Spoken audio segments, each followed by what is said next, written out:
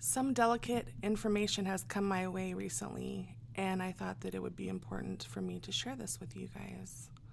So here goes.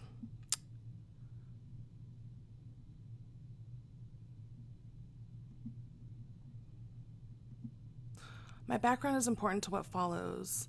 While in the military, I excelled at my job along with 5 other career fields. Promoted several times in 6 years, never felt I deserved it or the attention I got. Barely finished high school and didn't feel I was all that bright. The military thought otherwise and began testing me, all sorts of tests over a couple months. After which they told me I had an extremely high IQ and what they called a rare eidetic memory. Apparently, I was different and could solve things faster than most. Who knew?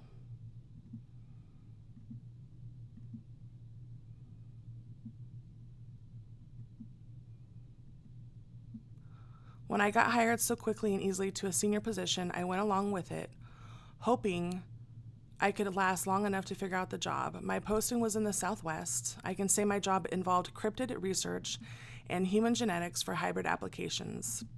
The site I worked at is an ultra classified, deep underground military base. Working miles beneath the surface with no external communication for months at a time, under threat constantly, can really mess with a person. It was 1991 when I first joined this project. Of course, this base has been there since the early 1941. The primary goal is technology and hybrid genetics. Right away, I found myself overwhelmed with what our government was involved with and with who. You can refer to me as Scott for the purpose of this story. I am sharing this information as I believe people need to be aware. I have nothing to gain and everything to lose when the government figures out I'm the author. May take time, but they will figure it out. They always do. Okay, shall we begin?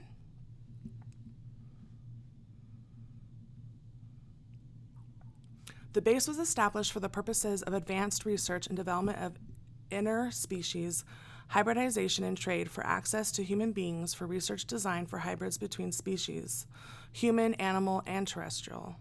A very daunting task that was and is in full swing. You can imagine the experiments and failures they created.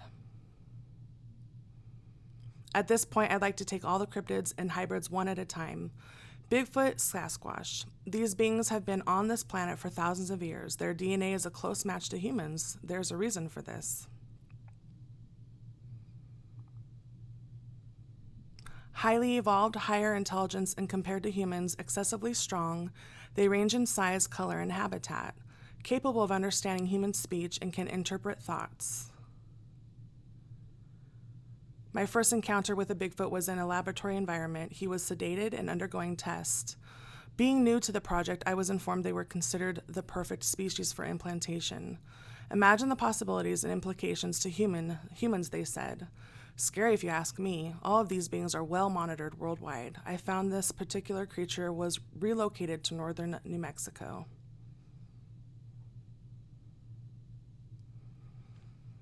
Wendigo. Of all the cryptids, this one is by far the most fascinating and dangerous.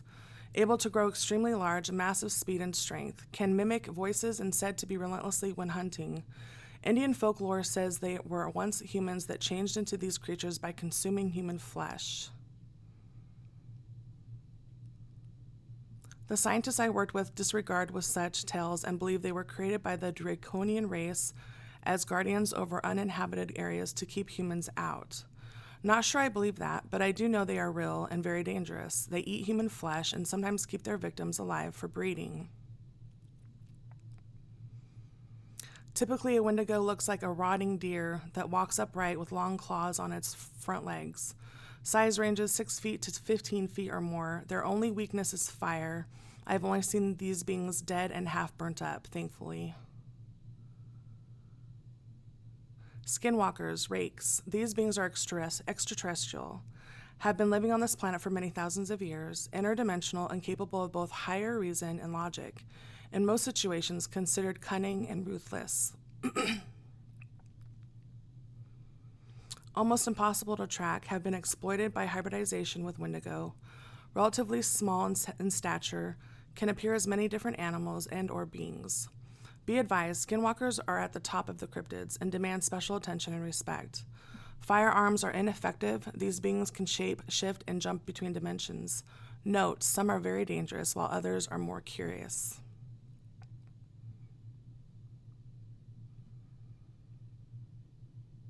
Dogman. Sadly, this creature is very real and is a creation of laboratory experiments.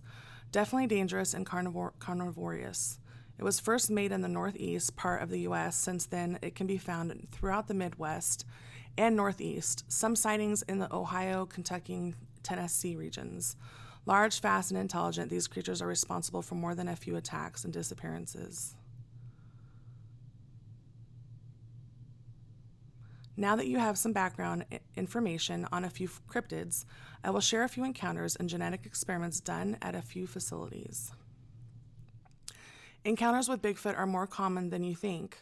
Civilians see them quite often and generally are scared off by these creatures. Screams, rock throwing, chasing, and loud tree knocks will usually make people leave. In cases where these threats don't work, things can get dangerous and deadly fast.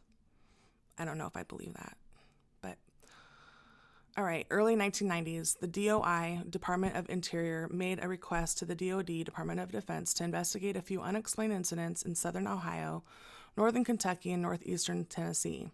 A team of researchers were dispatched. Team members were Genesis paramilitary, environmental experts, and native trackers. We were briefed on a number of disappearances in 3 locations. All 3 locations were searched by SAR and dogs but found nothing. Our first stop in Ohio, we were met by FBI agent and told the only thing found were large prints but unable to identify. Sadly, no casts were made and prints were stepped on by volunteers in the search. Missing people described as 1 male, 1 female in their 20s.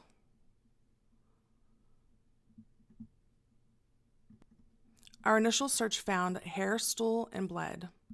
Our trackers refused to go further, stating it was forbidden to interfere with sacred creatures. Even though I was assured by my boss they knew there were no active cryptids in the area, he suspected something new may be about. Unknown to me, 2 other teams were dispatched to Kentucky and to Tennessee. Test results confirmed we were dealing with a Bigfoot in the area, possibly 3 creatures. Paramilitary ordered us out of the area and moved forward with a search. 4 days later, they returned with some very interesting news. 1. Human remains of a male were found in a deep cave. 2. No sign of female remains present. 3. Encountered large bipedal creature in cave. 4. Creature was captured and moved to New Mexico facilities. 5. Male remains were never mentioned again, nor given to civil authorities.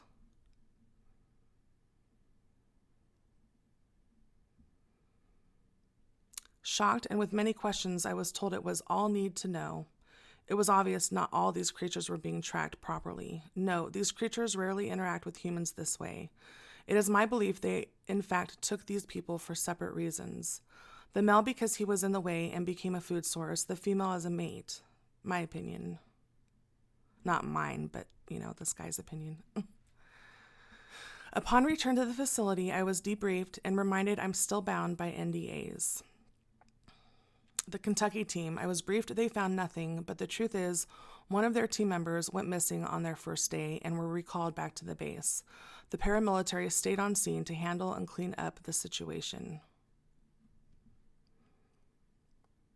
The Tennessee team, having found evidence of a Bigfoot in the area, they proceeded to track the creature 200 miles up the Appalachian Trail. The missing child in that case was found with the creature and unharmed.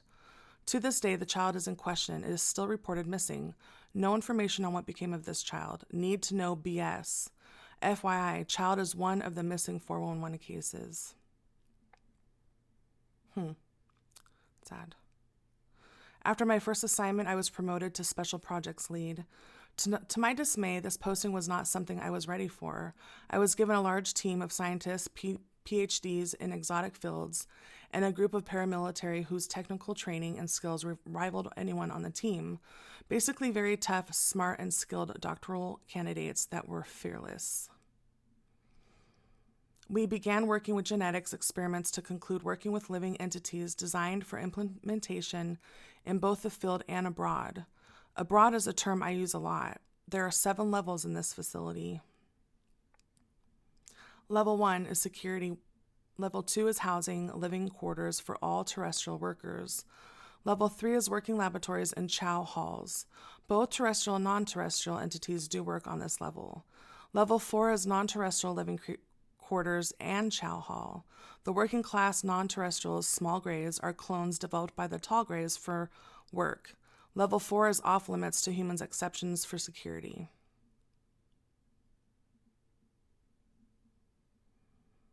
Level 5 is experimentation laboratories and confinement cells holding test subjects, both humans and animals. This floor also has a few very senior human scientists and security allowed for job-related duties. No humans are allowed past level 5, exceptions, security, and travelers to level 7. These trains use magnets and levitation to operate at speeds faster than sound. This level is also where the ruling class live, the draconian race. The reptoids and the reptilians also live on this floor when not working. Note, the U.S. has 105 operating DUMs in the lower 48 states. So, our project dealt with implantation of human and non-human cells, trying to create hybrids for different non-terrestrial entities. DNA splicing was new to us, but not to the non-terrestrials. They opened up a new world in genetics for us. The reason for this is most non-terrestrials cannot procreate and rely on cloning. This process can only be done for so long before it doesn't work further. I've heard different from other sources, but okay. It became apparent a few hundred years ago they needed to find another way. They did, using human and other species to crossbreed hybridization. Our job since 1954 was to help them achieve this objective. So they're talking about the Greys, which that's true. They can't procreate at all anymore. Between 1952 and 54, then President Eisenhower was given an ultimatum. It's noteworthy Eisenhower declined this treaty 2 times before in 1952. The non-terrestrials offered advanced technology and medicine in exchange for human test subjects, with the promise these humans would be returned in the same shape as when taken. If he declined a 3rd time, they would just take humans without compensation. Eisenhower was left with no choice but to concede. This meeting took place at Holloman, AFB, New Mexico. The Greta Treaty. Most human subjects were not returned. That is not okay. That is not cool. After advancements in technology, RNA, DNA, we were able to move forward at a rapid pace. My team received recognition and bonuses. All was going smoothly. Then the bottom fell out.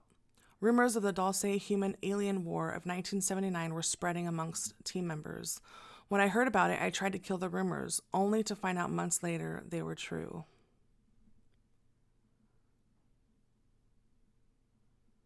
My lab division was dissolved, and 4 members of the team were taken away, never to be seen again. Thus, I was reassigned and given a co-lead on a special investigations team. My co-lead was a bright ex-Air Force guy that came from LSSI as well. Together, we tracked unknown cryptids. Note, in 1979, senior security tech Thomas Costella found out that experiments on supposedly criminally insane people were actually kidnapped and abducted normal Americans. This caused him to investigate things on his off time. It didn't take long for him to realize it was true. At the same time, another tech came forward with evidence to the Secret Service. Spec Ops and Secret Service approached then President Jimmy Carter, and a rescue mission was planned and executed. You can research the entire story online. Thomas Costello, Human-Alien War at Dulce Base.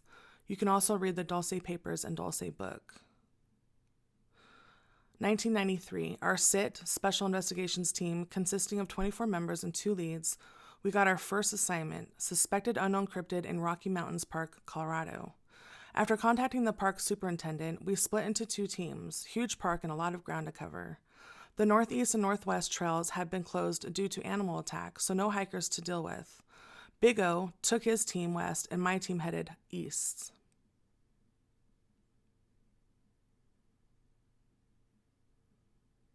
After about 2 hours, I got a radio call from Big O. Sit 1, this is Sit 2, 11 miles north, my northwest, posting markers. Suspected skinwalker, my 20. 2 team members missing. LRAD deployed. Entity vanished. Missing member crying out in tree line. Request SAT, go hot, my 20. Sit 2, this is 1. Do not attempt rescue without SAT confirmation. Sit 1, 2 negative, get SAT moving. We are effecting search. Contact broken. After alerting SAT, I moved my team at best speed to Big O location. Took us over an hour to arrive. SAT reported no signature on entity. Thermal reports have 8 thermals at location. When we arrived, I ordered deployment of our LRAD on standby mode and TLWs. We detect heat signatures 20 yards to our left, but no movement. Then I saw Big O stand up and signal deploy all. On my smoke, now. Red smoke rose about 20 yards to his left.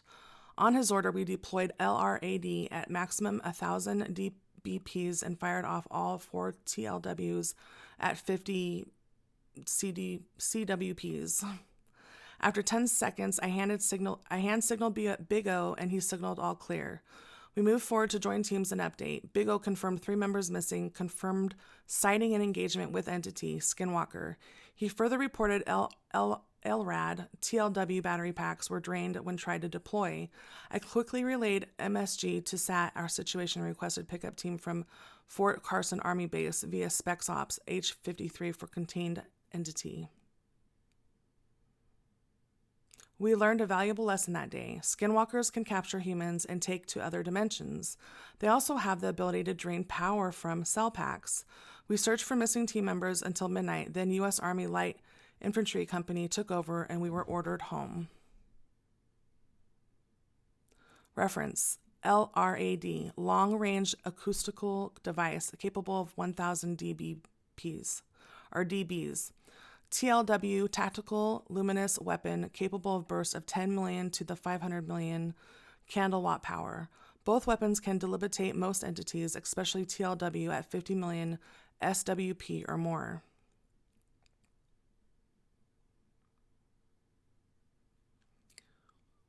After arriving back to the base, we debriefed and was instructed to remember this op was classified Ultra and has grave consequences if discussed beyond this room.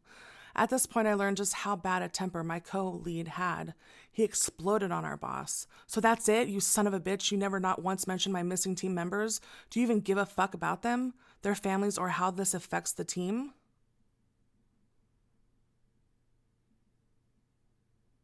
Motherfucker, I dealt with assholes like you in the Air Force. Not gonna happen again. That's when Big O pulled our boss across the table with one hand, the other on his windpipe.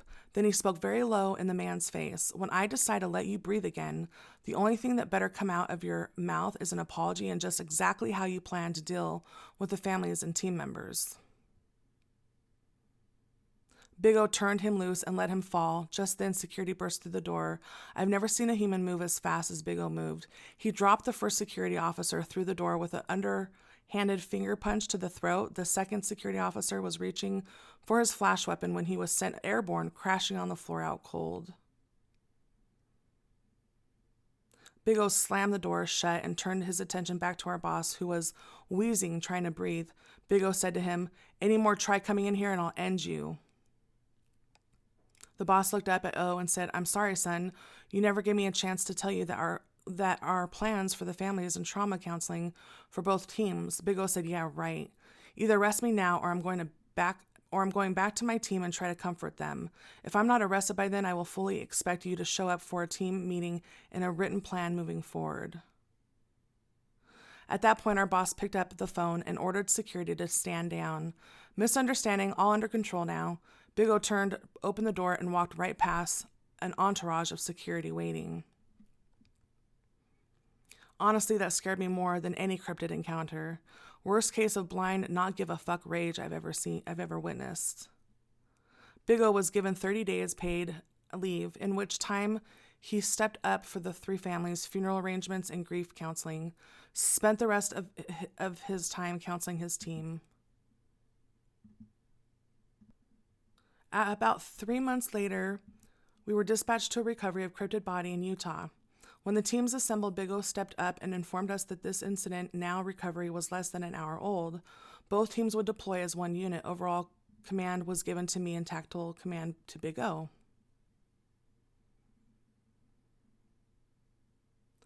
New load out compiled of Dragon's Breath, typo, ammo, and TLWs for all team members. Every member from now on would be linked to SAT in case of emergency, basically meaning in case Big O and I become disabled. Once en route via helicopters, Big O gave us the score. Witnesses reported loud screams and large animals fighting in Zion Park. Employees and rangers have closed off the two main trails awaiting further instructions. Upon arrival, we spoke to the superintendent and talked to the 3 rangers who witnessed the incident. All 3 confirmed the same thing, loud screaming and heavy crashing sounds coming from the main trail a few hundred yards from the visitors' parking area, where upon investigating, the 3 saw what appeared to be a very large deer and some sort of hair-covered creature fighting, at which point they decided to book it back to report and close the trails. We deployed the team 3 by 3, both left and right of the trail, with 2 trailers just in case. Big O ordered all TLWs on and placed in standby mode, along with, I don't know what that word is, incendiary magazines loaded and charged. As we went up the trail, we could smell a very foul odor. After 5 minutes, we arrived at the scene, trees broken and smashed, ground torn, up a large hairy beast lying on the ground, cut to ribbons but still alive. Strange-looking hoof tracks leading off and up the trail. After contacting SAT and advising situation, I asked for a full sweep of my GPS location. 1 minute later, SAT reported 22 human entities at my location, 1 Bigfoot cryptid, low vitals, same location, and 1 possible Wendigo cryptid-type creature 600 yards northwest of my position. Vitals are firm. Then he advised me to stay in perimeter, ready with dragon breath. He then ordered his men to all ready their TLWs to full active mode and prepare to ignite flares. He ordered all his men to advance in full compass approach. As each man broke away from group, they lit their flares and continued compass assault. I didn't hear from Big O for about 30 minutes. Then I heard him barking orders to advance and keep up the pressure. After that, I heard loud screams and cries echo through the trees. A couple minutes later, Big O said, "All clear," on the headset. "Please advise SAT to send in recovery vehicles. No casualties." 10 seconds later, SAT confirmed vitals on suspected Wendigo are at 0.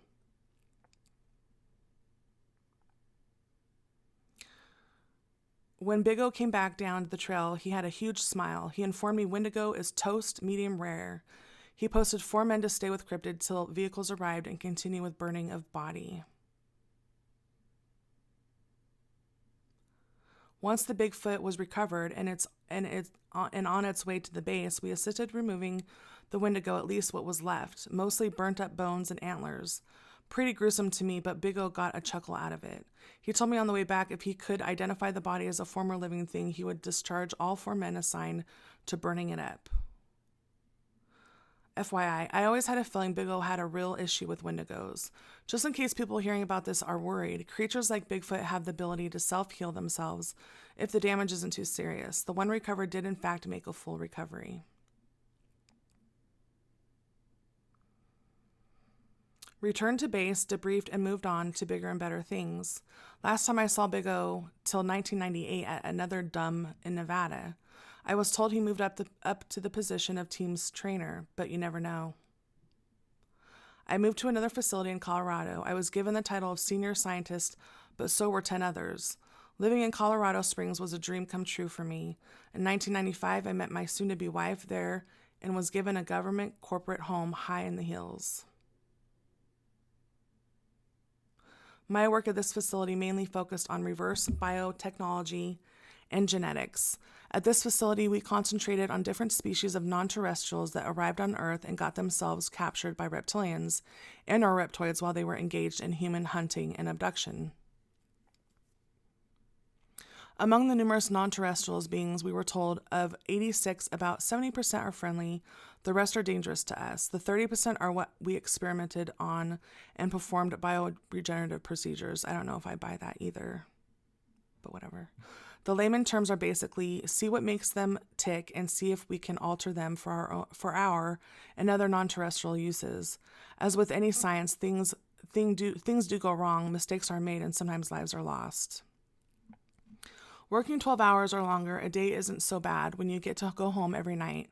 Unlike working Dulce, you work, eat, and sleep at the facility until your contract is up or you get moved. Note, if it sounds like I'm callous, I am, maybe cold-hearted without remorse for my actions.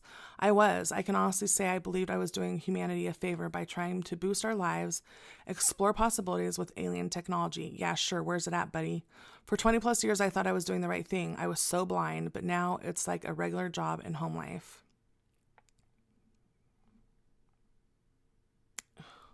For almost 3 years, the team and I made advancements in DNA, RNA stem cells, biomechanics, and replacements. Along the way, we learned about non-terrestrial life forms, their ability to regenerate cells, organs, and extend their life spans by hundreds of years. And at this facility, I never saw any human bio-experiments of any kind. Okay, but you said you did this for, like, us, right? So why aren't we getting the medical advancements from these people?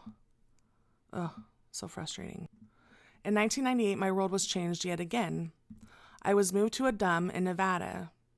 The government was kind enough to allow us to keep our home in Colorado while I was deployed to Nevada.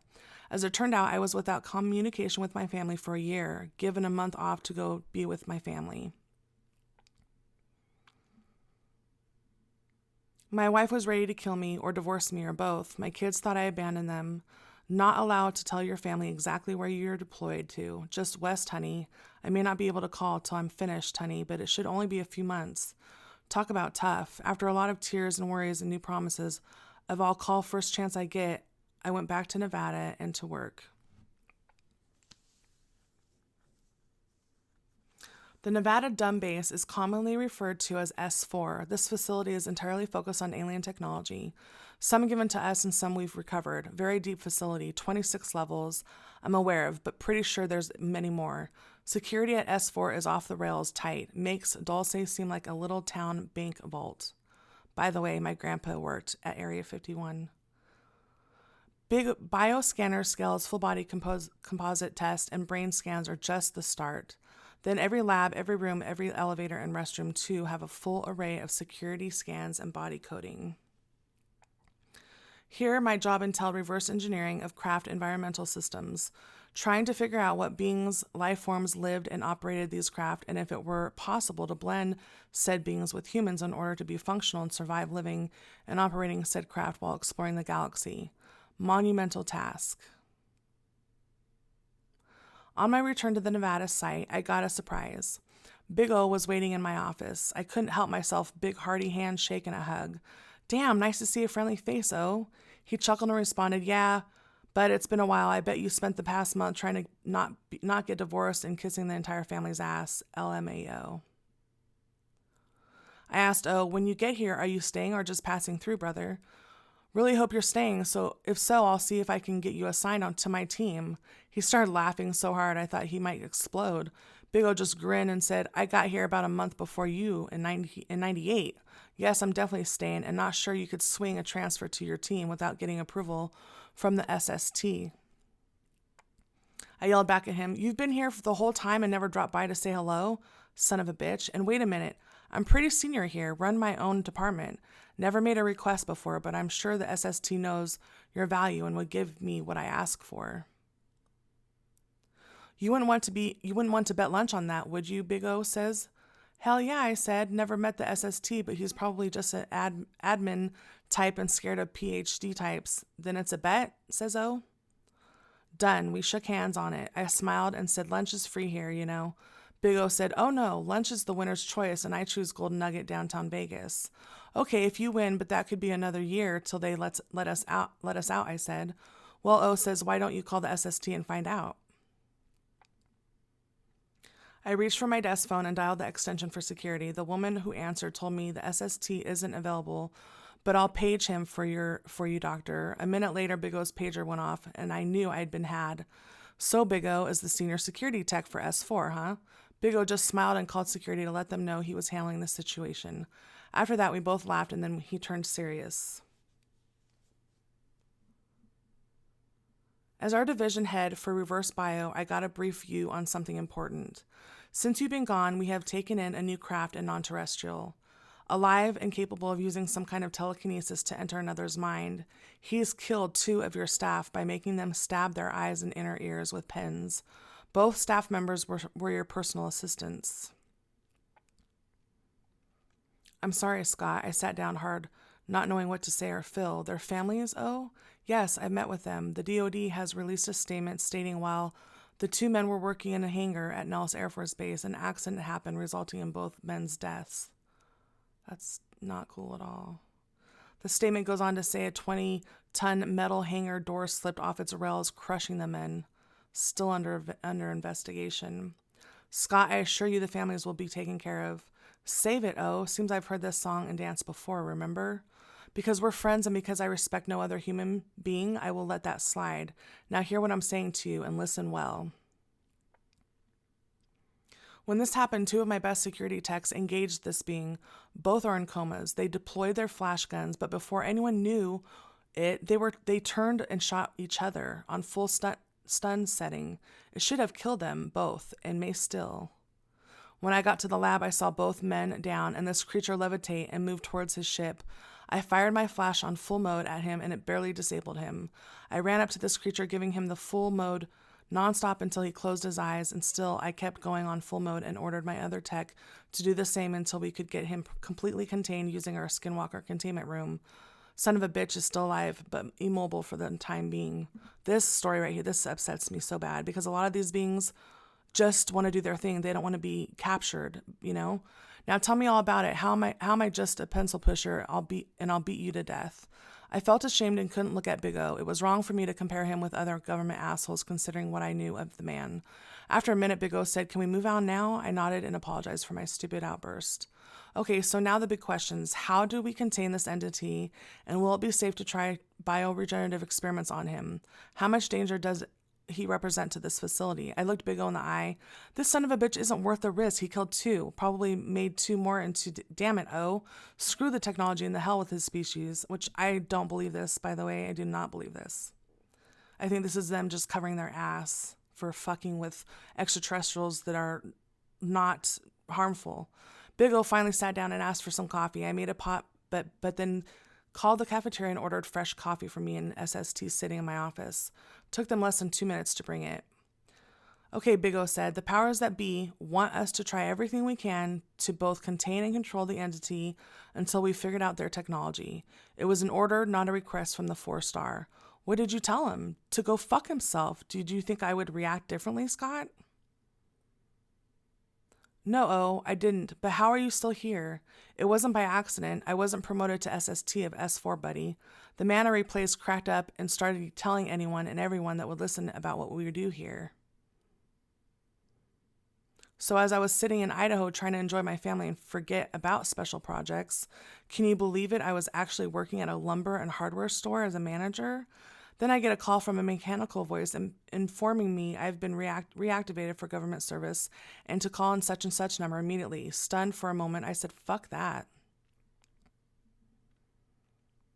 The next morning, a car shows up in the front of my house with 2 suits telling I have to go with them. They have a writ. If I fail to comply, they'll arrest me now on the spot and take me away anyway. Long story short, here I am. My entire staff is terrified of me because when I got here, I cleaned house. Once I got settled in, things ran smooth and silk. First time ever they told me and made me permanent SST. I still have 11 months. Ooh, I lost my train of thought. Oh, not my train of thought, but my part. I still have 11 months in my forced contract, then maybe I can leave forever. Plan to start my own company and work government contacts. Big money.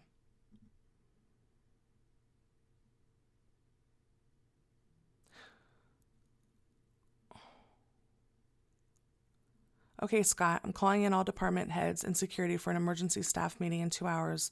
Start thinking, bud. At the meeting, the department heads were quiet and sullen. No one wanted to move forward with such a dangerous, unknown entity and technology. I finally spoke up and laid my cards on the table.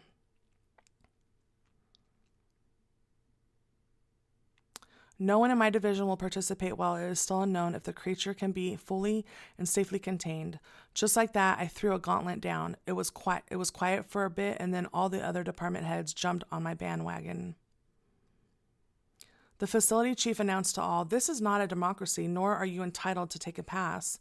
You are here under national security rules. You all signed up knowing full well of the possible dangers and consequences of refusal. Your careers are over. Your reputation's destroyed. No more fat tax-free dollars or free housing, health insurance, protection from foreign governments, not to mention you would be charged under National Security Act rules for crimes against the U.S." Wow.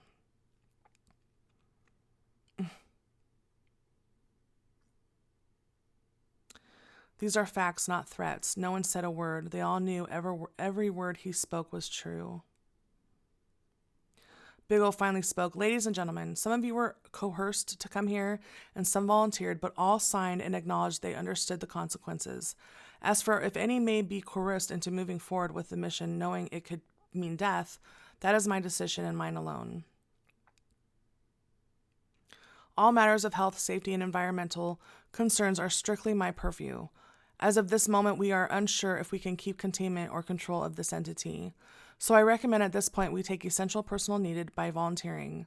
I, for one, am volunteering now if any of you wish to back me up and help me move the process forward. Speak now, otherwise this meeting is over." He walked out, headed to his office.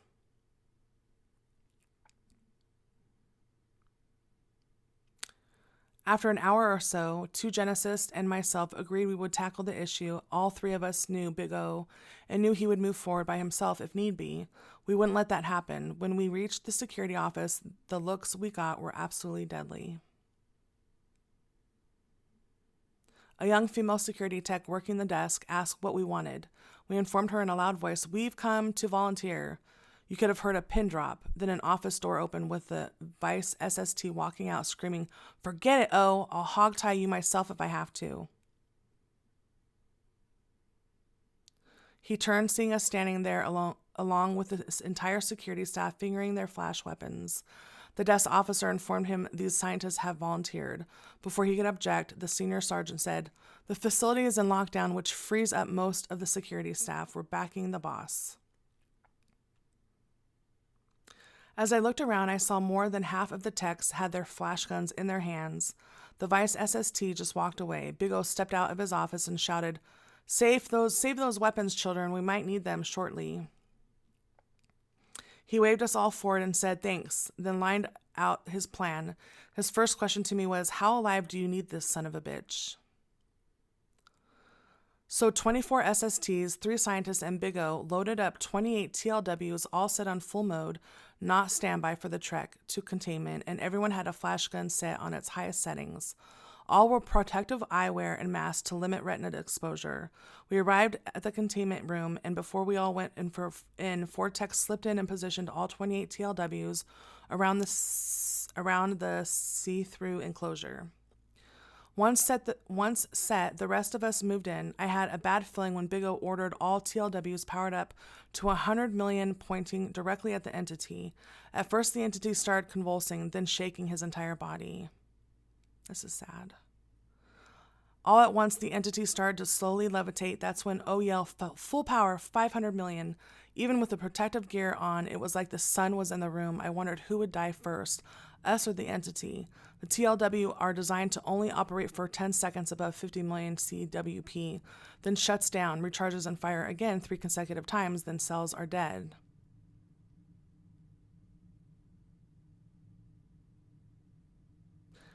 It seemed like hours when the TLWs finally shut down. It took a minute or two for my eyes to see clearly. The 8 techs near the TLW were on the ground. Everyone else was trying to focus except for Big O. He was laying right next to the containment with 2 flash guns in his hands.